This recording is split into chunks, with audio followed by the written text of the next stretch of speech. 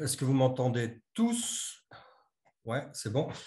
Donc oui, cette série de webinaires, l'objectif, c'est de montrer un petit peu quelle est l'origine du projet, quelles sont les envies de chacun dans le cadre de ce projet, ce qu'on attend du projet. Et moi, j'avais envie de vous parler un peu de ce qui m'anime, quelles sont mes questions de recherche et comment ça m'a motivé à participer, voire un peu plus, dans ce projet. Donc, je m'excuse auprès des collègues les plus proches qui savent ce qui m'anime, puisqu'ils ont déjà assisté à ma présentation d'habilitation à diriger des recherches ou à une conférence il n'y a pas longtemps à Métis, par exemple. Il y a pas mal d'éléments que je vais reprendre de ces présentations. Donc, la question, là, c'est qu'est-ce qu'on retrouve dans les sédiments et comment les sédiments peuvent nous renseigner sur l'évolution d'un milieu. Donc, je vais commencer par des milieux naturels et puis on va progressivement aller vers des milieux moins naturels, vers les milieux urbains. Donc, mon travail habituel de chercheur au CNRS, c'est de faire parler des archives géologiques et notamment des molécules fossiles qui sont dans ces archives géologiques. C'est ce qu'on appelle la rétro-observation. Donc, on regarde les événements qui sont survenus dans le passé à travers ces archives pour comprendre le présent et anticiper l'avenir. Donc, ces archives, c'est un petit peu comme des livres. Chaque couche correspond à une page. Et puis, dans ces pages, on va avoir un langage qui est particulier, qui peut être constitué de grains minéraux, de grains organiques, de pollen, d'éléments, de radioéléments, enfin d'éléments, de radioéléments, d'isotopes, qu'on va devoir déchiffrer pour comprendre l'histoire de la Terre. Alors, moi, j'ai une particularité, c'est d'utiliser des molécules fossiles qui sont les vestiges des organismes vivants anciens. Ce que l'on fait avec ces molécules, c'est qu'on les relie aux organismes producteurs. Par exemple, ici, des triterpènes pentacycliques. Je ne sais pas si vous voyez ma souris là-haut, qui sont caractéristiques des astéracées, pâquerettes, pissenlits, etc. D'autres triterpènes pentacycliques caractéristiques des pinacées. Certaines molécules ici caractéristiques des graminées, et puis en particulier cette molécule-là qu'on appelle la miliacine, qui est caractéristique du millet. Donc, avec ces molécules, on peut aussi retracer l'évolution du climat. Alors, je ne vais pas détailler ce schéma, mais simplement la composition en hydrogène et en deutérium de ces molécules fossiles renseigne sur les conditions hydrologiques qui régnaient au moment où la plante a fabriqué ces molécules, s'il faisait sec, s'il faisait humide, entre autres. Un exemple d'application, ici, sur un événement qui est survenu il y a à peu près 60 millions d'années, un coup de chaud qu'on appelle l'optimum thermique à la limite paléocène et Éocène. Et on s'est intéressé, dans le cadre de la thèse de Sylvain Garenne, aux successions végétales pendant cet événement. Donc, c'est sur la droite où vous voyez l'abondance de plantes qu'on appelle des angiospermes, des gymnospermes ou des fougères. Et on voit des successions rapides des écosystèmes, des végétations en lien avec les changements climatiques. Plus près de nous, dans le temps, on a travaillé sur cette molécule-là, la miliacine, caractéristique du millet dans les sédiments du lac du Bourget. Et ça nous a permis de montrer que cette molécule arrivait dans le sédiment aux alentours de moins 1700 avant notre ère, qu'elle augmentait, ses concentrations augmentaient très fortement et puis ensuite elles chutaient. Et ça nous permet de tracer la culture du millet par les préhistoriques autour du lac du Bourget. Donc l'intérêt de cette étude, c'est que ça nous permet de retracer une activité humaine ancienne, puisqu'il s'agit de la préhistoire, dans les sédiments. Un autre exemple qu'on a obtenu au Groenland, dans les sédiments du lac d'Igalico, avec l'acide déoxycholique. Ici, c'est un acide, une molécule d'origine fécale. On a pu retracer l'évolution de ces concentrations dans le temps et démontrer que pendant la période viking, cette molécule était très concentrée dans les sédiments. Ensuite, ces concentrations chutaient et puis elles réaugmentaient sur la période récente. Et ça correspond à une autre activité humaine. Ici, c'était l'élevage de moutons autour du lac Igalico sur à peu près 2000 ans. Alors, ces résultats, c'est intéressant parce qu'on perçoit les activités humaines, mais ça pose aussi beaucoup de questions. La question principale qui m'anime, c'est en quoi ce que l'on mesure dans les sédiments est représentatif des écosystèmes de l'époque de ce qui s'est réellement passé. C'est un peu l'équivalent de la caverne de Platon, où ce que l'on mesure dans les sédiments, ce n'est qu'un reflet très lointain de la réalité de l'époque. Et vous avez une autre illustration en bas avec un petit chat, là, et ça traduit les questions qu'on se pose dans l'analyse des molécules anciennes.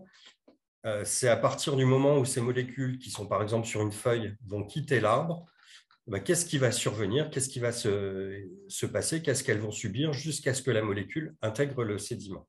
Et on se pose des questions sur la spécificité de la source de ces molécules. Est-ce que c'est bien la source qu'on imagine pour ces molécules? La diagenèse, c'est-à-dire l'ensemble des transformations que peut subir une matière, en particulier une molécule au cours du temps. Comment on intègre dans le temps ces molécules jusque dans l'archive? Je reviendrai après là-dessus. La représentativité spatiale, comment à partir d'un point, une carotte, un échantillon, on peut représenter toute la diversité des contextes de l'époque, et puis des relations quantitatives. Alors, un premier exemple avec cette histoire au Groenland pendant la période viking, et je vais vous demander de contribuer un petit peu. Comment vous interprétez, donc levez la main si vous souhaitez répondre, comment vous interprétez ces variations de concentration de l'acide déoxycholique? On voit aussi les mêmes variations sur des spores de champignons coprophiles, c'est-à-dire des champignons qui se développent dans des crottes, dans des bouses. Comment vous interpréteriez ces variations, sachant qu'ici, on a des niveaux qui sont faibles mais non nuls avant l'arrivée des Vikings, puis on a une augmentation des concentrations pendant la période viking, une chute des concentrations ici pendant le petit âge glaciaire, et puis une très forte augmentation à nouveau sur la période récente quand les Danois s'installent au Groenland. Alors, quelle serait votre interprétation? Levez la main si vous souhaitez répondre.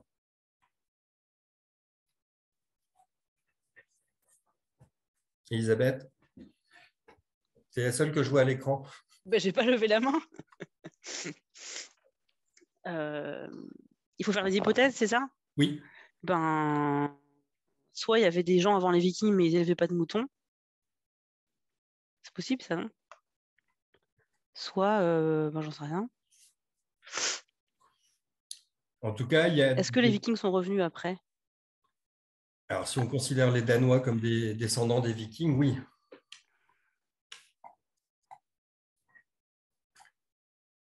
Mais là, les niveaux sont non nuls, donc on suppose qu'il y avait déjà des matières fécales d'origine animale à l'époque. Et c'est forcément d'origine animale? Oui. Ok.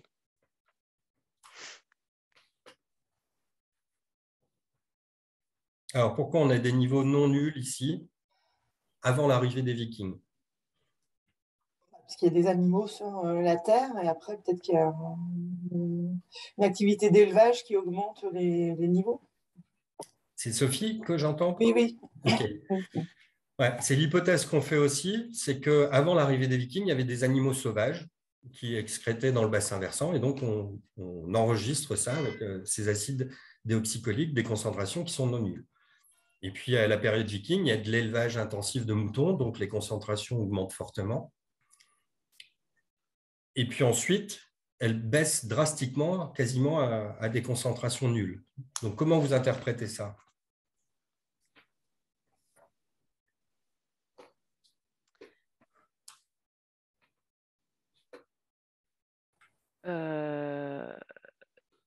C'est possible que si c'était vraiment complètement gelé, ça va pas conserver ou ça va pas, ou au contraire. Enfin, que c'est lié au climat qui en quelque sorte biaise la présence du traceur là, non? Ouais, ça pourrait être une hypothèse. Ou alors, il y a personne sur cette terre pendant, ni personne ni aucun animal pendant la période glaciaire. On ne sait pas quoi. Ouais, les Vikings sont partis, ça c'est clair. Et ce qu'on pourrait supposer, c'est que les animaux sauvages qui existaient avant l'arrivée des Vikings sont également présents pendant le petit âge glaciaire, mais peut-être qu'ils sont moins nombreux. Donc, j'essaye. Donc, les animaux sauvages, c'était des rennes qui étaient présents avant les Vikings. Et donc, on peut supposer qu'après le départ des Vikings, On a toujours une population d'animaux sauvages, mais moins nombreux. Et puis, le retour des Danois qui recommencent l'élevage intensif de moutons, ben, on a à nouveau des fortes concentrations d'acide déoxycholique.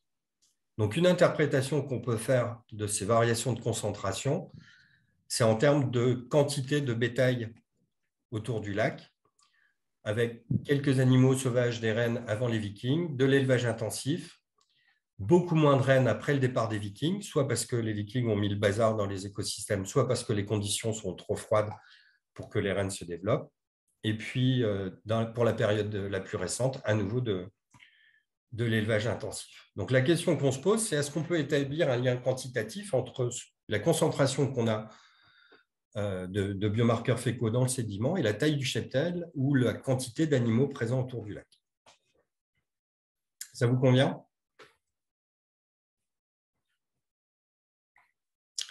Deuxième exemple, avec le lac du Bourget et les concentrations en ce marqueur-là, cette molécule, qui est marqueur du millet cultivé. Donc, on a deux carottes, LDB01 et LDB04, forêt dans ce lac. On a mesuré les concentrations en milliacine sur une période qui correspond à peu près à l'âge du bronze, donc entre moins 1700 et puis moins 700. Et vous avez en rouge et en bleu l'évolution des concentrations dans cette molécule. Qu'est-ce qui peut faire varier, qu'est-ce qui peut expliquer ces variations de concentration dans les sédiments? On voit qu'elles sont à peu près les mêmes dans les deux carottes distantes de 4 km. Donc, pourquoi on a des variations qui sont les mêmes dans les deux carottes? Et qu'est-ce qui contrôle ces concentrations?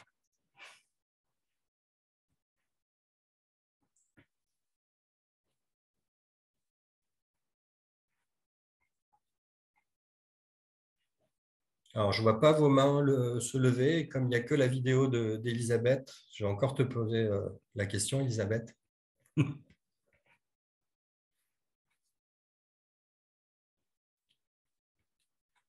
Mélissa? Oui, bonjour Marion Delarbre. Moi, je me posais des questions. Je vois plusieurs possibilités. Je vois la possibilité qu'il peut y avoir des bonnes et des mauvaises années de récolte, avec des récoltes plus ou moins abondantes. L'autre possibilité, c'est qu'on ait un habitat qui soit semi-sédentaire avec des gens qui arrivent et qui repartent. Ok. Chance de location, en fait. Alors, sur les bords du lac du Bourget, on a des habitats qui sont plutôt pérennes, ce qu'on appelle des palaffites, c'est un peu comme des villages sur pilotis. Donc, ce n'est pas des questions je vais dire un mot que Thomas aime bien, de pendularité des populations. Elles sont toujours autour du lac. Ensuite, on suppose que le millet, qui est une plante plutôt robuste, les rendements ne sont pas affectés par les variations climatiques.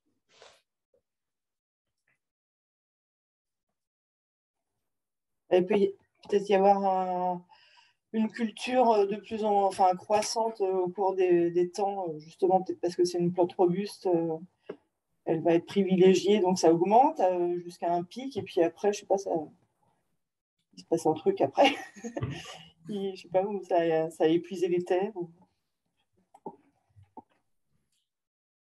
Alors,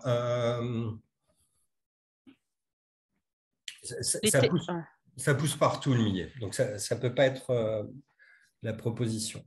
Les techniques, je ne sais pas, l'arrivée de nouvelles techniques de culture qui ont permis d'intensifier la production, non? Non, ce serait sa chute. Et pourquoi on intensifie la production? Parce que la population augmente. Voilà. Parce que c'est une culture qui marche bien. Voilà. Commerce. Commercer, oui. Ouais. Alors, on est d'accord. On discute d'une concentration en molécules dans le sédiment.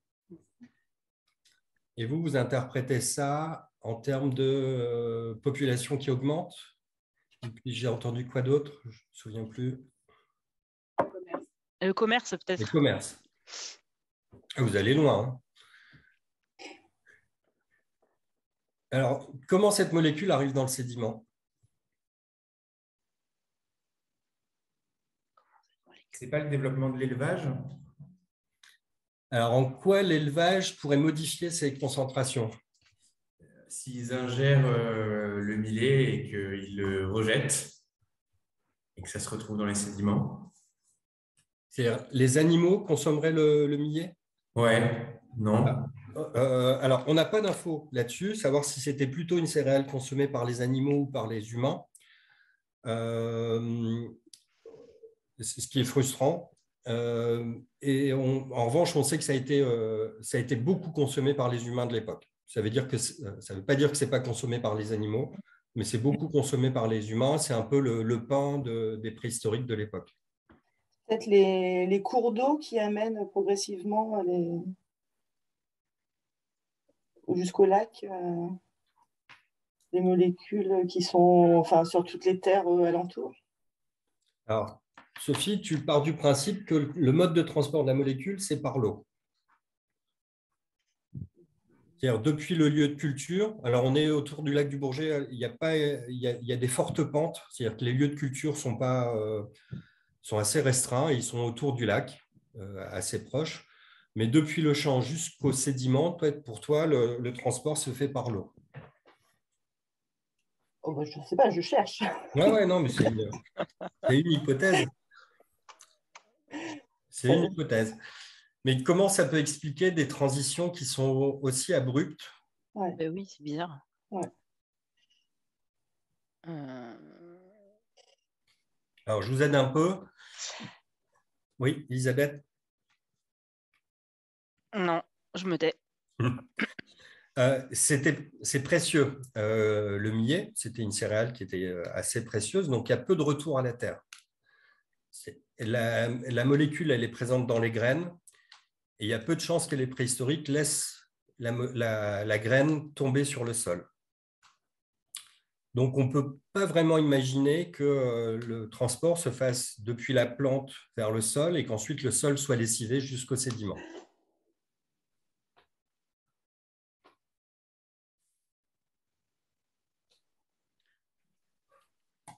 Alors, l'hypothèse qu'on... C'est des réserves peut-être qui ont été faites, des réserves de graines. Mais comment ça se traduirait dans les concentrations? Ouais. Bah, une consommation pendant les périodes, les mois d'hiver, par exemple. Alors, on n'a pas cette résolution-là. On n'est pas à l'échelle saisonnière. Alors, l'hypothèse que l'on fait, c'est que donc il n'y a pas de retour au sol, c'est-à-dire les graines de millet sont récoltées sur place, puis elles sont apportées aux villages qui sont sur les bords du lac. Elles sont consommées et ensuite la molécule, elle est excrétée directement dans le lac. Ce qui fait qu'il n'y a pas à cette résolution-là, il n'y a pas de temps de transit, il n'y a pas de perte entre le sol et le sédiment, le sol de culture et le sédiment. Il n'y a pas non plus de problème de dégradation de la molécule, ce qui pourrait expliquer que des fois, on a la molécule qui est très abondante. Là, on est à 150 nanogrammes par gramme, et des fois, elle est moins abondante. Il n'y a pas non plus de question de dilution.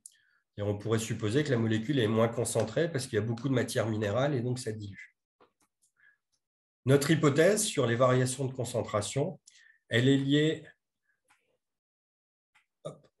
à la fois au climat et à la démographie. Vous avez ici en bleu les hauts niveaux lacustres, repérés par Michel Magny. C'est critiqué, mais voilà, il y a des variations climatiques qui amènent des changements de niveau du lac. Ça correspond à des péjorations climatiques. Et même si les enregistrements ne sont pas exactement comparables, on voit que les niveaux les plus faibles en concentration de milliacine correspondent à ces hauts niveaux lacustres et que la période où on a la plus forte abondance de cette molécule, ça correspond à un bas niveau lacustre. Et puis l'autre paramètre qu'on utilise, c'est la densité de dattes mesurées sur des pieux, les pieux qui servaient à faire les villages. Et plus on a de dattes, plus on a de pieux, plus on a de maisons, et donc potentiellement plus on a d'habitants préhistoriques autour du lac. Et les périodes où on a le plus de densité de pieux, enfin la période, c'est celle qui correspond au pic de milliacine. Donc l'hypothèse que l'on fait, c'est que ces variations de concentration d'une molécule correspondent à des changements démographiques. Donc, on a plus ou moins de population autour du lac. Donc, on a besoin plus ou moins de les nourrir. Et donc, ils excrètent plus ou moins de milliacine dans les sédiments. Et ça, ces variations démographiques pourraient être en lien avec des variations climatiques. Vous êtes d'accord avec toutes ces interprétations?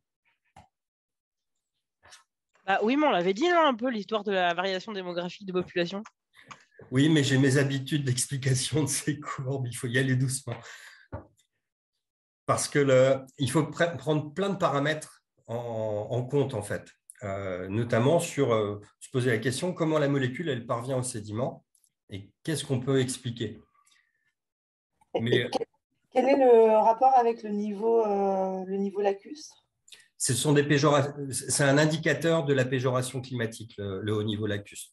On a d'autres paramètres climatiques qui montrent qu'on a eu des variations avec une fréquence à peu près de 90 ans, des péjorations et des améliorations climatiques. Et la plus grande péjoration climatique, elle a lieu à la transition entre l'âge du bronze et l'âge du fer, il y a en moins 800. La grande chute que l'on voit ici, le dernier pieu, il est daté de moins 806 ou moins 809. Et ensuite, on n'a plus d'habitat autour du lac. Donc, il y a vraiment une grosse péjoration climatique. Donc, mon propos, c'était de vous montrer qu'à partir des variations de concentration d'une molécule dans les sédiments, on peut amener pas mal d'hypothèses de reconstruction, aller même jusqu'à discuter de la démographie des hommes préhistoriques autour du lac. Mais on a quand même pas mal de questions sur les biais et les filtres entre ce que nous donne le signal et puis la réalité de l'époque. En fait, ça, c'est quelque chose qu'on connaît assez bien dans notre domaine. Là, je vous ai montré un schéma qui est un peu compliqué. Vous avez en haut le facteur de contrôle d'un paramètre que je vais expliquer, et puis tout en bas, comment ça s'enregistre dans le sédiment. Ce paramètre, le facteur de contrôle, c'est la composition isotopique des pluies. Donc, je ne vais pas le détailler, mais entre autres, la composition isotopique de l'hydrogène dans l'eau de pluie. Et cet hydrogène, depuis la pluie, on va le retrouver dans les organismes vivants qui vont fabriquer des molécules. Et cet hydrogène est dans les molécules. Il va s'intégrer donc par la biochimie dans les lipides.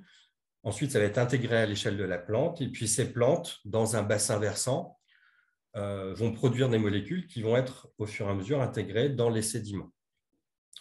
Et on a en fait des niveaux de connaissance très faibles. Vous voyez, il y a un chiffre 1 ici, sur la manière dont ces molécules dans les plantes de tout un bassin versant vont être intégrées dans le sédiment. C'est ce que j'explique avec ces diagrammes. Vous voyez un bassin versant ici, donc avec une diversité de contextes. Et vous imaginez ce bassin versant avec plein de plantes différentes, chacune produisant des molécules, et les molécules parvenant jusqu'au sédiment. On se pose plein de questions sur comment cette molécule va parvenir au sédiment.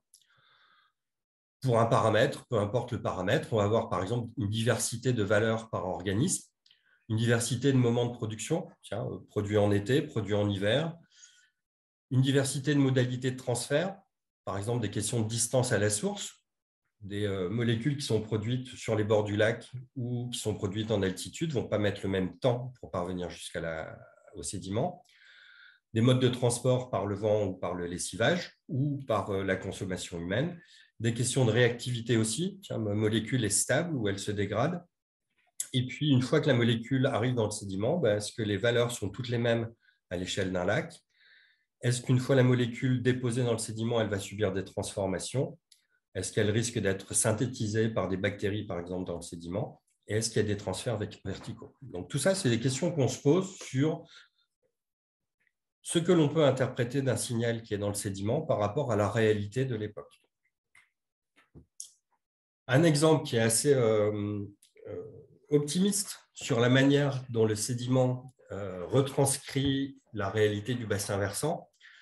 Donc, c'est la composition isotopique de molécules que vous avez ici par rapport à la composition isotopique des précipitations. C'est le paramètre qu'on veut reconstruire à partir de la composition isotopique de nos molécules. Vous imaginez dans un bassin versant ou dans plusieurs bassins versants à l'échelle de l'Europe, si vous faites la mesure sur des plantes individuelles, donc des arbustes, des arbres, des herbes, vous aurez une grande diversité de relation entre ces deux paramètres. En revanche, si vous regardez les sédiments de plusieurs lacs dans un transect, eh ben, c'est les points qui sont en gris. Vous avez une meilleure relation entre les deux paramètres que ce que vous pouvez avoir comme relation entre les différents végétaux qui peuplent le bassin versant. Donc, le sédiment, il permet une meilleure relation aux paramètres d'étude que chaque individu. Donc, il intègre, il moyenne le paramètre qui nous intéresse. Je ne sais pas si je suis très clair, mais il y a une espèce de magie sur le fait que, et je fais attention quand je dis magie, sur le fait que dans le sédiment, on a une représentation plus vraie du paramètre que dans chaque contexte du bassin versant. Alors, je formalise ça avec un schéma qui n'est pas très heureux, mais vous avez le facteur de contrôle à gauche. Vous avez un bruit environnemental et biologique qui va créer une dispersion des valeurs. Et puis, quand ces molécules, par exemple, vous allez les intégrer jusque dans le sédiment, et bien vous allez parvenir à une valeur qui est plus juste ou plus proche de celle du facteur de contrôle. Alors, comment ces questions sur la manière dont le sédiment représente la réalité des temps passés, comment ces questions se transposent aux égouts? Je vais vous montrer des exemples qu'on a obtenus dans le cadre d'un projet qui s'appelle Golden Spike. Et puis, je vais parler un petit peu du projet égout et en quoi égout peut nous permettre de mieux comprendre ces relations entre le quotidien ou la réalité et puis ce qu'enregistrent les sédiments. Donc, l'idée, c'est que la ville, là, vous la reconnaissez, cette ville, la ville, c'est un bassin versant comme les autres. On a différents contextes et les éléments, les matières qui peuplent ce contexte peuvent être archivés, sédimentés et raconter l'histoire de la vie. Alors, l'idée de travailler dans les égouts, c'est d'explorer le trésor d'informations que recèlent les égouts sur le quotidien, donc c'est l'analyse des eaux usées, et sur le long terme, je mets des guillemets, parce que normalement, c'est des millions d'années sur lesquelles on travaille. Là, c'est à l'échelle de quelques années. Et la question que je me pose, qui m'anime dans le cadre de ce projet, c'est que retient le sédiment du fonctionnement de la ville et du quotidien de ses habitants. Donc, mieux comprendre les filtres et les biais dans l'archivage sédimentaire sans S. Comment notre quotidien devient postérité géologique? Qu'est-ce qui se passe entre les eaux, le message, l'information qui est dans les eaux et l'information qui est dans le sédiment? Le parallèle qu'on peut faire, c'est qu'est-ce qu'on retient dans les livres de l'actualité en continu qu'on peut avoir sur France Info. Alors, dans le cadre du projet Golden Spike, avec Thomas, on a travaillé sur le suivi des eaux usées pendant 85 jours en amont d'une station d'épuration en région Centre-Val de Loire. Vous avez ici deux exemples de molécules, du suivi de molécules dans les eaux usées. Et puis, on a travaillé aussi sur des sédiments dans une chambre à sable, un bassin de décantation particulier, construite en 1942-1947, 17 mètres de profondeur, et qui collecte les eaux d'un réseau unitaire, eaux usées et eaux pluviales. Donc, on a dans cette chambre à sable procédé à diverses opérations de carottage, parfois à pied sec directement dans la chambre à sable en poussant des tubes PVC, et puis parfois avec des méthodes un peu lourdes, une cédidrille ici qui nous a permis d'atteindre le fond de la chambre à sable. Voilà l'historique du déroulement des opérations avec les carottes prélevées au fur et à mesure. Vous avez en rouge le niveau du sable. Ici, c'est quand le sable a été curé presque complètement, mais il restait un peu de sédiment qu'on est allé chercher ici. Et puis, on a fait des carottages récurrents pour comprendre comment le sédiment se met en place. Au total, on a fait toute une panoplie de mesures qu'on n'a pas fini d'exploiter, des mesures d'analyse, des analyses de médicaments et de drogues, d'autres molécules, un peu de Roqueval pour des analyses de géochimie organique globale, de la granulo, des datations au carbone 14, des analyses radionucléides et puis d'autres analyses. Alors, je vais vous parler en particulier de deux carottes. La première, c'est 03-2016-5. Et puis la deuxième que j'évoquerai rapidement, c'est celle-là, la CSA 02-15A. Alors, la surprise quand on a commencé à travailler sur ces sédiments, ici vous avez Alexandre Thibault qui a été le premier étudiant à travailler sur ces carottes, c'est que les sédiments sont stratifiés avec des couches claires et des couches foncées. Les couches claires sont plutôt minérales, les couches foncées sont plutôt organiques. Donc la question, c'est pourquoi? Et là, je vais vous demander à nouveau de travailler un petit peu. Alors, sur cette carotte CSA 03-2016-5, on a d'abord fait des analyses granulométriques. La partie inférieure, elle contient des particules qui sont relativement fines par rapport à la partie supérieure, où on a beaucoup de fractions qui sont supérieures à 1 mm. Dans la partie inférieure, on a des teneurs en carbone organique qui sont relativement élevées par rapport à la partie supérieure. Dans la partie supérieure de la carotte, on a beaucoup de microbilles de silice. Alors, est-ce que vous connaissez l'origine de ces microbilles de silice? Marion, Mélissa?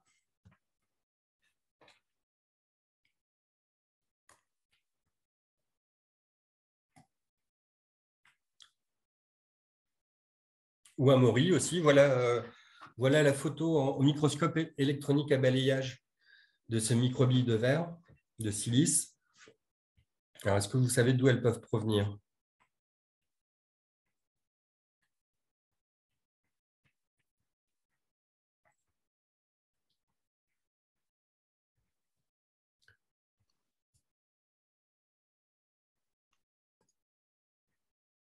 François, une idée? Est-ce que ça pourrait, c'était pas utilisé à une époque dans les produits de toilettes, genre dentifrice, exfoliant, etc. Oui. Alors, ce n'est pas l'origine qu'on a retenue. Le sable utilisé pour la construction?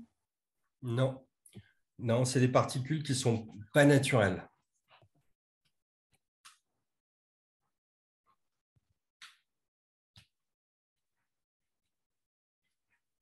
Olivier, Anthony, Fabrice, Thomas ne répondent pas parce qu'ils connaissent la réponse. Je crois que je me souviens aussi de la réponse. Donc je vais... Il y a là aussi. Alors, ces billes, ce sont des billes qu'on retrouve dans les peintures au sol sur la route, les lignes blanches ou les passages piétons, et qui sont ajoutées à la peinture pour augmenter le pouvoir réfléchissant de ces peintures. Tu as remarqué, Nada, je me suis retenu de faire la blague. Alors, ces microbilles, puisqu'elles sont utilisées en peinture sur la route, elles sont indicatrices plutôt d'un apport au pluvial. Vous êtes d'accord? Et puis, un dernier paramètre qu'on a ici, les acides biliaires qui sont plus concentrés dans la partie inférieure que dans la partie supérieure. Alors, qu'est-ce qui contrôle le dépôt des sédiments entre ces sédiments qui sont plutôt organiques dans la partie inférieure de la carotte et ceux qui sont plutôt minéraux dans la partie supérieure? Avec l'ensemble de ces paramètres. Est-ce que c'est leur poids qui leur permet de descendre plus en profondeur ou c'est parce que les éléments organiques sont chaque jour renouvelés de la part des humains? Je tente.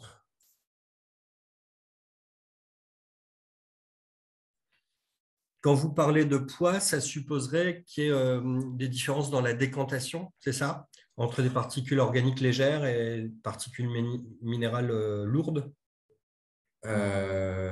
Oui, mais du coup, alors dans ce cas-là, c'est pas bon, ce serait l'inverse, c'est ça? Ouais. Ouais. Là, on a plutôt l'impression qu'il y a un changement d'apport. Anne-Fleur? Ah bah, si tu dis qu'il y a un changement d'apport, alors ça tue ma question. Mais je me demandais, est-ce qu'il y a beaucoup de transit en vertical? Ça fait penser un peu à l'effet fin de paquet, s'il y a les petites en dessous et les grosses au-dessus. On part du principe qu'il n'y a pas de transfert vertical sur ce qui est particulier.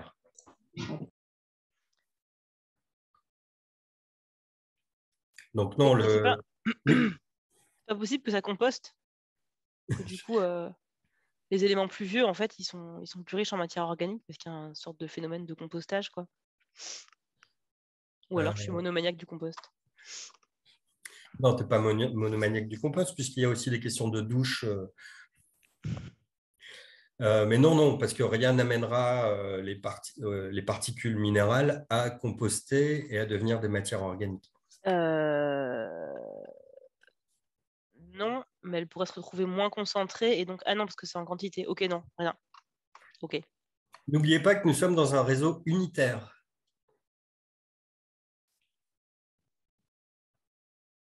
C'est-à-dire qu'on a à la fois des eaux usées et des eaux pluviales.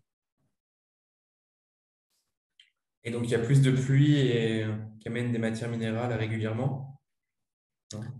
Alors, l'idée, c'est que la différence de ce qu'on appelle les faciès, c'est l'ensemble des paramètres d'un sédiment, enfin des critères d'un sédiment.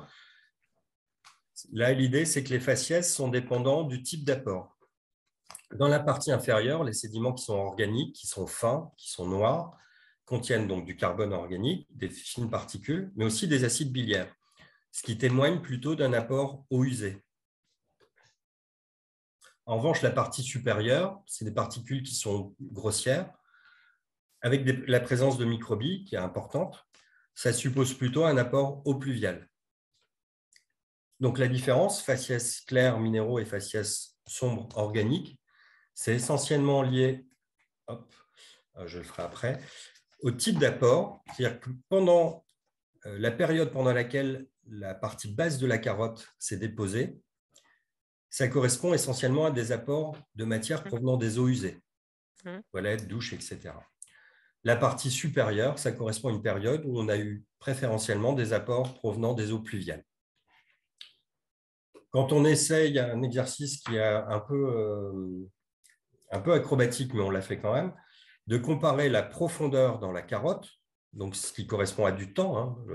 En bas de la carotte, c'est ce qui est le plus ancien, ce qui s'est déposé en premier. En haut de la carotte, c'est ce qui s'est déposé en dernier. On a comparé donc cette profondeur avec des événements de précipitation qui sont survenus à Orléans depuis la date du carottage jusqu'à 1 an après. Et on s'aperçoit que si on peut faire une relation linéaire entre la profondeur et le temps, la période où on a les sédiments qui sont les plus organiques, les plus noirs, c'est une période où on a relativement peu de précipitations fortes. Et la période où on a des sédiments qui sont caractérisés par des particules grossières, ça correspond à une période où on a davantage de précipitations. Donc ce jeu entre particules fines organiques et particules grossières minérales, c'est le jeu en fait des débits dans le réseau d'assainissement. Quand on a des fortes précipitations, on va mobiliser des grosses particules qui sont sur les trottoirs, sur les chaussées, qui vont arriver jusqu'au sédiment. Et en temps calme, quand on n'a pas de fortes précipitations, on va déposer des particules qui sont transportées avec les eaux usées, avec des débits qui sont plus faibles. Mais pardon, Jérémy, il y a combien de temps qui passe là en fait entre le... Enfin, ils sont plus vieux de combien de temps les éléments qui sont en bas? De moins d'1 an. Ah. Ça correspond à une des carottes qu'on a prélevées entre 2 curages, de manière à pouvoir avoir un contrôle et puis mieux comprendre les sédiments. Donc, ce n'est pas une carotte très, très ancienne. Anne-Fleur? Qu'est-ce qui fait que les barres d'erreur soient si importantes? C'est la qualité des étudiants qui ont compté. Oh. Sur les microbilles, ouais, c'est parce qu'il y a eu plusieurs comptages par les étudiants. Et en fait, ce n'est pas super pratique à compter les microbilles. Ils ont pris un sous-échantillon de l'échantillon, ils ont compté et puis voilà, ils étaient plusieurs. Mais c'est pas, pour nous, ce n'est pas critique. L'important, c'est qu'il y a beaucoup de microbilles dans la partie supérieure et moins dans la partie inférieure. Donc, Nada qui dit qu'il faudrait éviter les jours de pluie intenses pour faire des mesures des actions participatives avec les citoyens. Oui, parce que ça va fortement conditionner ce qu'on mesure dans le réseau. Donc voilà, le sédiment, il est construit par les apports respectifs, eau usée et eau pluviale. Alors, je vais rapidement évoquer cette carotte-là, CSA 02 2015A. C'est une carotte où on a beaucoup de mesures. Les petites étoiles que vous voyez là, ce sont des datations qu'on a réalisées sur la carotte. Donc, celle-là, elle est longue et c'était avant le curage. Pour répondre à ta question, Elisabeth, ça, c'est une carotte dont on ne savait pas, avant de faire les datations, combien de temps elles représentaient. Donc, on a fait des mesures de carbone 14, comme on fait en archéologie, pour dater. Et dans ces sédiments, on a quantifié la méthadone, donc qui est un substitut de drogue. Et on voit apparaître cette molécule à 3,60 m dans le sédiment. Enfin, 3,60 m par rapport à la plateforme. Il y a un point ici, mais qui est sans doute une erreur de manip. Donc, datation au carbone 14, ce qu'on appelle en mode post-bombe. Ici, vous avez les fractions de carbone 14 dans l'échantillon et puis l'âge auquel ça correspond. Et à partir de 1945, il y a eu des essais de bombes nucléaires atmosphériques, ce qui a relargué dans l'atmosphère beaucoup de carbone 14. Et on utilise cette courbe de carbone 14 dans l'atmosphère pour dater nos échantillons. Donc, on a toute cette série de dates carbone 14 qu'on a calées sur la courbe que je viens de vous montrer. Et puis, on obtient le modèle d'âge suivant. Donc, avec ici, tout ça, ça correspond à nos points de mesure. Ici, les dates. Et puis ici, c'est la profondeur de la carotte. Et 3,60 m ici, là, ça correspond à cet intervalle de temps entre 1985 et 1994. La période la plus probable, c'est 1989-1990. Et les premières prescriptions de méthadone à Orléans, elles ont été faites en 1994-1995. C'est-à-dire qu'on n'est pas si mal, on est juste en limite de notre intervalle de confiance pour dire qu'on enregistre dans ces sédiments les premières prescriptions de méthadone à Orléans. Alors, on pourra discuter de ce signal peut-être un peu après avec des questions que vous avez déjà posées. Alors, ça, c'est les choses qui marchent bien ou à peu près bien, mais vous avez compris que ce qui m'intéresse le plus, c'est ce qui peut altérer la reconstruction de ce qui s'est passé, ce qui est survenu dans le passé. Et là, je vais vous montrer des résultats du stage d'Aurélie Diacre en 2017 ou 2018, où on a mesuré d'autres paramètres, d'autres biomarqueurs dans les sédiments. Alors, des noms barbares, hein, onocérane, nor-onocérane, hydrocarbures pH, c'est les hydrocarbures aromatiques polycycliques, des opanes et des N-alcanes. Tout ça, ce sont des molécules qu'on aime bien et que les pétroliers aiment bien, notamment. L'onocérane, ça se retrouve dans des pétroles du Nigeria. Et les HAP, c'est des résidus de combustion, entre autres. Les opanes, ce sont des molécules qu'on retrouve un peu partout, d'origine bactérienne et notamment dans les pétroles. Là, on sait que ce sont des molécules d'origine pétrolière. Et les N-alcanes, selon leur distribution, ils peuvent soit provenir de végétaux actuels, soit de végétaux anciens et traduire de la dégradation qu'on retrouve aussi dans les pétroles. Donc, ces molécules, la onocérane et nor-onocérane, on les retrouve dans les pétroles et la contribution, c'est forcément eau pluviale. Soit parce que ça correspond à de l'essence ou du pétrole, soit parce que ça correspond à du bitume. Et vous voyez que ces molécules, enfin l'onocérane 1, on la retrouve sur toute la séquence. Qu'il s'agisse de sédiments qui ont été amenés principalement par les eaux usées ou par les eaux pluviales. L'autre onocérane, ici, nor-onocérane, on la retrouve uniquement dans les sédiments amenés par les eaux, préférentiellement des eaux usées. Les pH, je passe dessus. Les opanes, on les retrouve partout. Ce sont des produits qui viennent du pétrole. Et les N-alcanes, on a dans la partie inférieure des N-alcanes qui proviennent de végétaux actuels et dans la partie supérieure des N-alcanes qui sont pétroliers. Donc pour les N-alcanes, ça colle bien avec ce qu'on sait du signal. Ici, on a plutôt des végétaux frais, eau usée, ce qu'on a consommé. Et dans la partie supérieure, on a des N-alcanes d'origine pétrolière, donc lessivés par les eaux pluviales. Mais l'onocérane, on en a tout le temps. C'est-à-dire qu'il n'y a pas de contrôle du faciès ou du type d'apport sur la teneur en onocérane. Les opanes, on en a tout le temps. Donc, eau usée, eau pluviale, on apporte quand même des opanes. Et nor-onocérane, on en a uniquement dans les dépôts de la base. Ça suppose qu'en plus du contrôle eau usée, eau pluviale, on va avoir un contrôle sur la manière dont les molécules vont être archivées dans le sédiment. On peut retrouver des molécules eau pluviale dans des sédiments qui sont majoritairement constitués de matières provenant des eaux usées. Donc le faciès, qui est lié au type d'apport, si ce sont des sédiments plutôt minéraux ou organiques, va contrôler la manière dont les molécules vont être archivées dans le sédiment. Alors, je vous l'ai montré sur des biomarqueurs, mais ça impacte aussi l'enregistrement qu'on a des médicaments. Donc ça, c'est les travaux de Thomas Thiebaud, qui montrent que les concentrations de molécules type carbamazépine, athénolol, tramadol, etc., des médicaments ou des drogues, cocaïne, MDMA. Là, Thomas a comparé ce qu'on avait dans les eaux avec les sédiments, et on a des grosses différences qui vont soit dans un sens ou soit dans un autre. C'est-à-dire qu'on a plus d'une molécule dans le sédiment que ce que l'on pourrait attendre en fonction de sa présence dans les eaux, ou par moment, on en a moins. Alors, Thomas, tu l'expliquerais sans doute mieux que moi, je suis désolé. Pourquoi on a ces différences? C'est lié au type de molécules que l'on a dans les eaux et à leurs propriétés. Si elles sont cationiques ou anioniques et neutres, elles vont davantage s'absorber sur des particules et être capables de tomber dans le sédiment, si ce sédiment est organique ou s'il est plutôt minéral.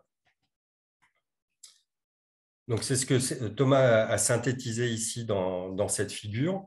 Vous avez les apports eau usée, avec notamment les DTR, c'est les Drug Target Residues, les drogues et les médicaments.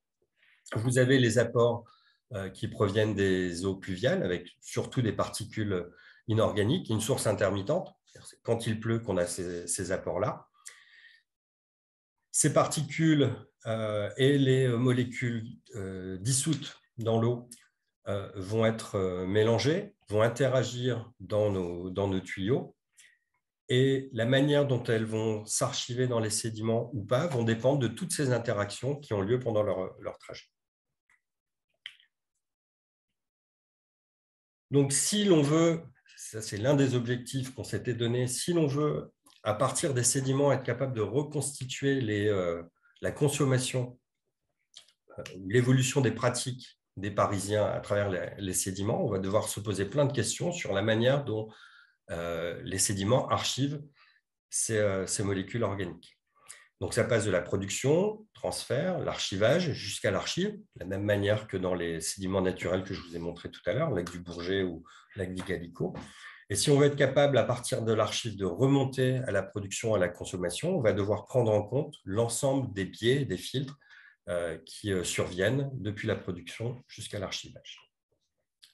Donc, dans le cadre des goûts, ce qu'on souhaite faire, c'est utiliser le suivi qu'on va avoir dans les eaux usées, l'évolution des concentrations qu'on aura dans les sédiments pour pouvoir relier ce temps court et les concentrations quotidiennes avec ce qu'on enregistre dans le sédiment et comparer aussi avec des événements ou à des tendances que l'on mesure dans le bassin versant ou qui sont exprimées dans le bassin versant. J'étais un peu long, je m'en excuse. Je vous remercie de votre attention et je suis prêt à prendre des questions.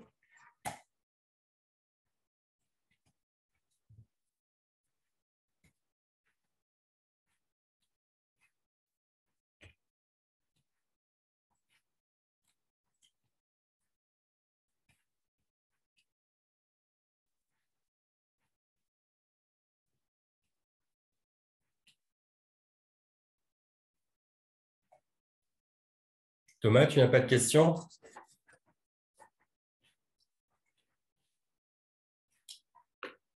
Non, j'ai pas de questions. Je connais un peu cette présentation.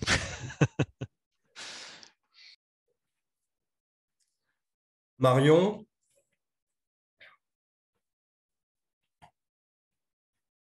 Nada? Oui, c'était par rapport à la remarque pendant les jours où on ferait l'action participative. Nous, a priori, ce serait dans les eaux usées, ce ne serait pas dans les sédiments qu'on verrait le résultat de l'action. Oui, parce que dans les sédiments, on n'aura pas cette temporalité. On ne pourra pas aller chercher des résolutions temporelles à l'échelle de 10 jours. Par contre, s'il pleut énormément, le signal risque d'être dilué et on verra moins de choses.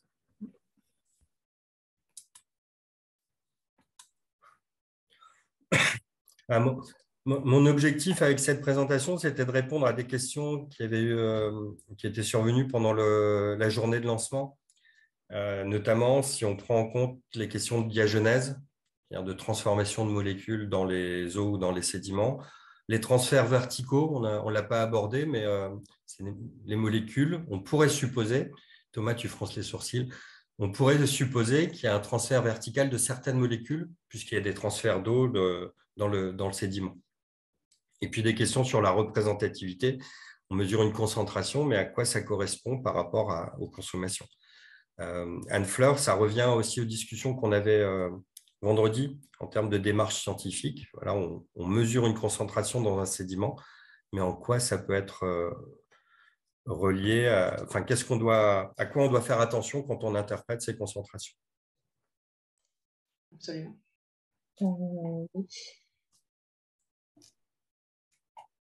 Sophie? Oui, non, je me demandais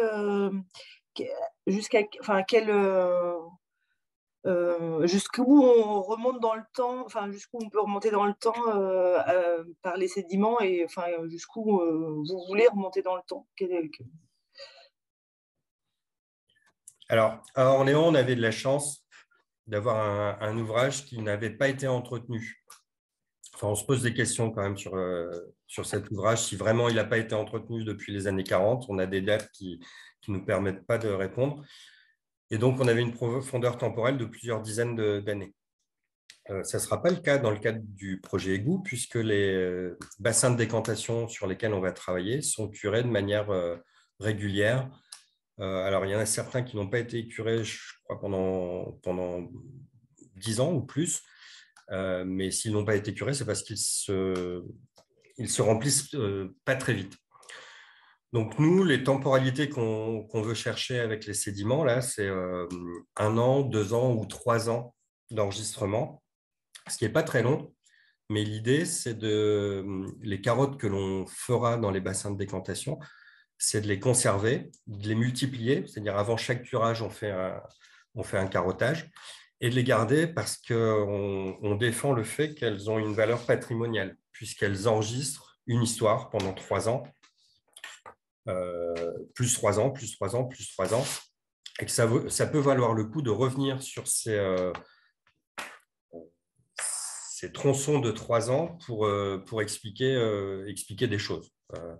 En peut-être plus clair, dans 20 ans, si on s'interroge sur une molécule qu'on arrive à mesurer et qui s'avère toxique, on voudra savoir depuis quand elle existe, et les sédiments constitueront des archives, des bouts d'archives dans lesquels on pourra revenir et puis étudier depuis quand cette molécule existe. Et est-ce qu'il est prévu de faire cette étude d'évolution temporelle sur l'ensemble des molécules ou par défaut ou sur certaines molécules je sais pas, d'intérêt particulier où l'évolution temporelle a particulièrement de sens?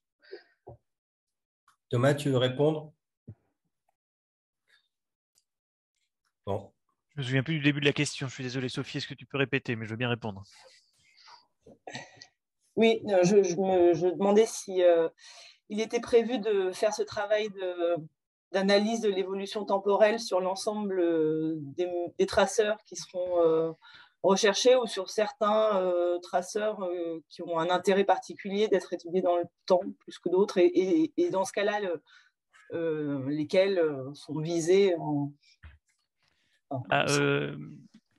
Pour revenir, par rapport à ce que je disais lors de ma présentation, il y en a certains pour lesquels il va y avoir une faisabilité d'études sur lesquelles c'est des molécules bien consolidées dans le sédiment. Donc en fait déjà on va avoir un premier point, c'est-à-dire que sur la grande liste de traceurs qu'on souhaite suivre, on va dire qu'il y en a une petite partie seulement pour laquelle on a une bonne idée de la représentativité dans le sédiment. C'est plutôt des marqueurs historiques. Sur les marqueurs plus récents, ça aurait de l'intérêt, mais finalement, on se pose déjà des questions sur l'archivage avant même de se poser la question de qu'est-ce que veut dire l'archivage. Donc, ce sera plutôt en 2 temps sur la plupart des traceurs. C'est un compartiment assez expérimental, en fait, l'approche. Voilà. On fera quand même des analyses non ciblées sur les sédiments aussi, c'est-à-dire qu'on mesurera tout, même si on ne sait pas ce que l'on mesure.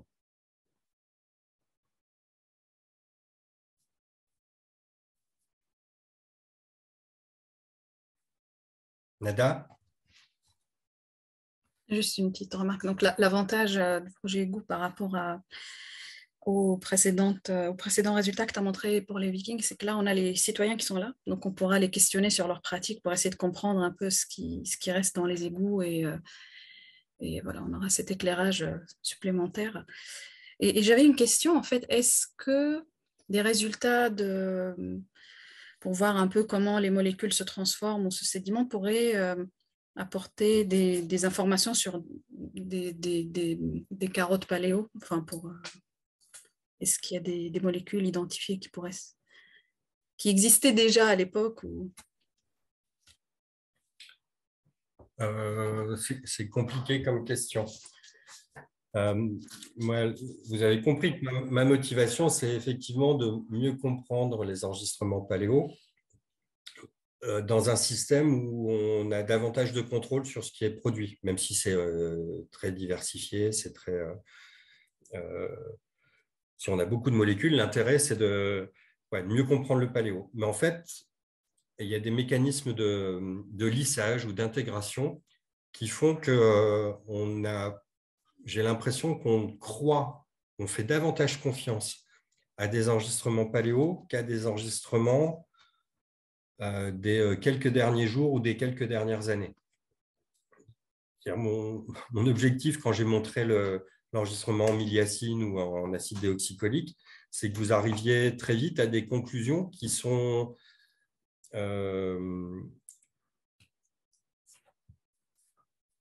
c'est pas des conclusions raisonnables quand on connaît tous les filtres et les biais dans ces archivages. Et pourtant, on se dit que c'est raisonnable de considérer qu'il y a des liens démographiques ou climatiques sur l'évolution de la miliacine, par exemple.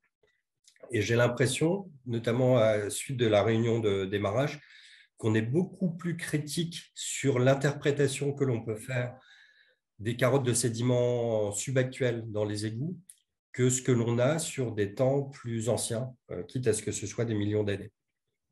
Je ne sais pas si je réponds bien à ta question, Nada. Oui. Non, de toute manière, ce n'est pas un objectif principal du projet, ce serait un co-bénéfice. Ouais. Et là, en plus, on a presque tous les éléments de contrôle. C'est-à-dire qu'on peut associer de l'observation en temps réel avec de la rétro-observation par les sédiments.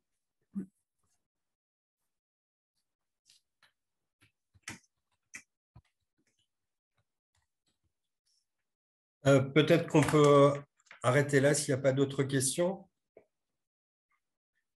Prochain webinaire, il sera assuré par Sophie Barral. On est en train de construire le planning des autres séminaires. Vous allez tous être sollicités très rapidement pour le plan de gestion de données, enfin, presque tous, le plan de gestion de données qu'on doit fournir à l'Agence nationale de la recherche pour la fin du mois. Donc, on a préparé un document avec Stéphane Rican et je vais vous demander de le compléter selon les rubriques qui sont des rubriques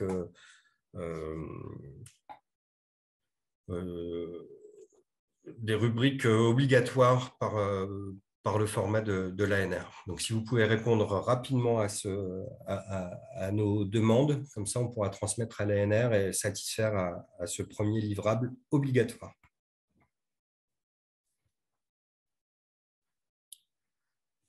C'est bon pour vous, Nada? Oui, impeccable. Merci beaucoup. Elisabeth, on te répond très vite sur le compte-rendu et merci François à nouveau d'avoir rédigé le compte-rendu. Pas de souci, il n'y a aucun. Si jamais vous voyez des choses à rajouter, n'hésitez pas. Super. Merci, bonne journée. Merci, à bientôt. Merci, Jérémy. Au revoir.